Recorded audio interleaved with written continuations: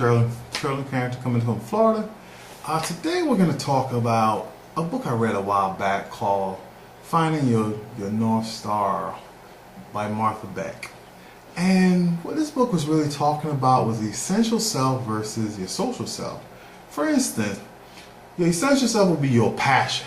You know, this is a passion that you have deep inside of you for when you want to do something. Well, your social self is more like along the line of living your everyday life, okay? So for instance, let's say you passionately wanted to be an internet marketer.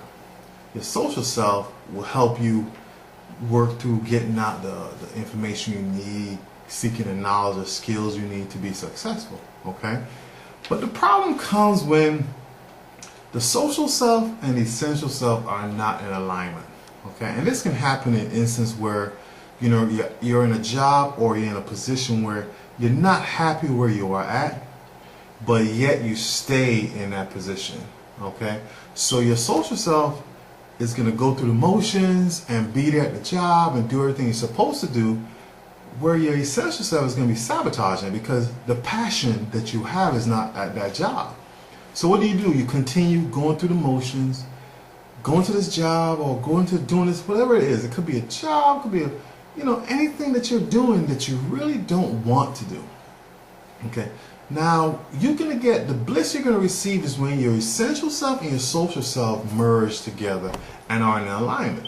Okay, that's your best eternal bliss. Okay, it's like, for instance, example, someone taking a job interview, and the interviewer asks, why do you want this job?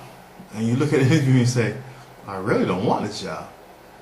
Now socially, you're doing what you're supposed to do, which is go to work, get a job, do what you want to do. Supposed to do. But essentially, you just don't feel like being in that job, whatever the job or position you're applying for is. So your essential self is going to sabotage indirectly what's going on with you socially, okay? And sometimes you might say things that you really don't understand why you said it, but that's the essential self way of like really competing against what you're doing. Because socially you're doing the right thing, but essentially you're not doing what your passions say. And a lot of times, when you're passionate about something, it's not working anymore.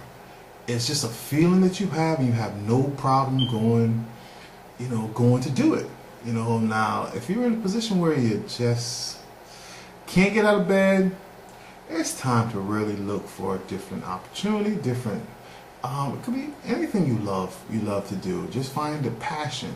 The passion have to be there, and a lot of times the passion might not be the high-paying job, or might not be in a high-paying organization, but sometimes you gotta go the essential self and forego and override what the social self is telling you to do, which is being normal with everybody else and be what you're passionate about and do what you're passionate about. And that's what I really want to talk. So just some thoughts on that.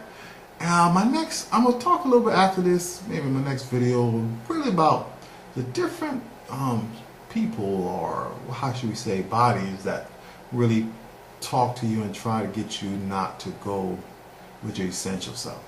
This is Shirley Carrington coming in from Florida. Check out my blog, InnerPowerRevealed.com. Just take a look. I wrote a couple articles there regarding the social and essential self.